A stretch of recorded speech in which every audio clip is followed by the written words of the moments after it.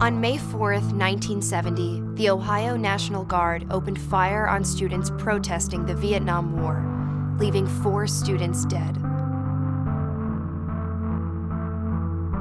This tragedy, known as the Kent State Incident, further divided a nation already torn over U.S. involvement in Vietnam, and it had lasting effects on the political stage. Students protested against the Vietnam War in large numbers. Young people who watched their friends, siblings, and peers being drafted were particularly active in demonstrating. And by 1970, U.S. involvement in Vietnam had actually begun to decrease. That is, until April 28th, when President Richard Nixon authorized a preemptive strike for troops to cross from South Vietnam into Cambodia. 2 days later, he made a televised speech justifying these actions. This triggered a new wave of anti-war demonstrations. On May 1st, the day after Nixon's announcement, 2 peaceful rallies were held at Kent State University in Kent, Ohio. Later that night, drunken revelers in downtown began pushing over garbage cans, lighting fires, and breaking store windows. Police in riot gear pushed everyone back to campus, and the whole thing was over by 2:30 a.m.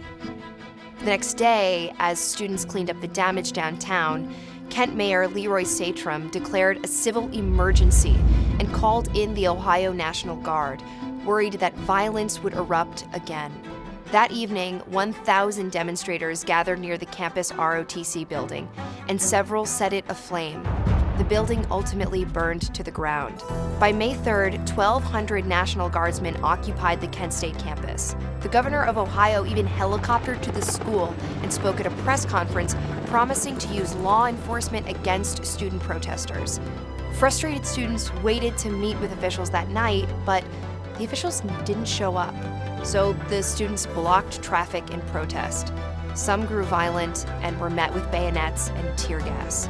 On May 4th, the governor banned demonstrations completely, distributing 12,000 leaflets prohibiting protests. But the students either didn't get the message or they didn't care. By noon, nearly 3,000 students had congregated in the university commons, 500 protesting, 1,000 cheering, and 1,500 watching. That's when 100 guardsmen confronted the protesters with M1 rifles. What happened is still clouded in confusion. The general commanding the guard ordered the crowd to disperse from a jeep, but was met with chants and rock throwing. The guard retaliated with tear gas and advanced using bayonets on their rifles to push the crowd back. And it worked. The crowd dispersed. But then, as witnesses say, 28 of the guardsmen who had retreated up a hill fired between 61 and 67 shots, some in the air and some directly at the protesters. 4 students were killed.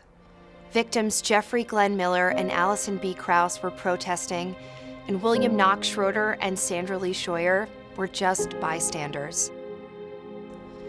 All were between 19 and 20 years old, and they were students in good standing. 9 other students were also injured.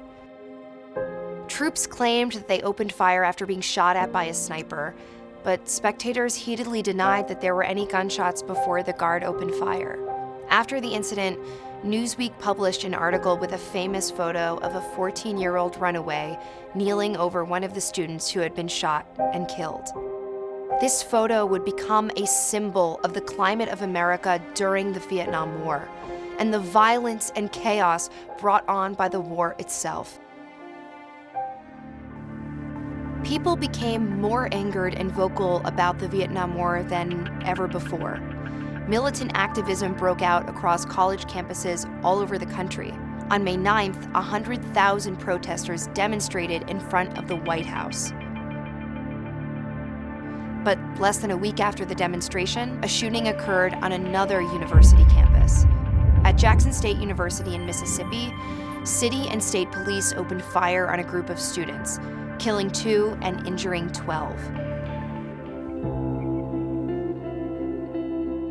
These tragedies may have spurred anti-war activism, but the resulting protest also provoked a counter-movement from conservatives and a surge in patriotism.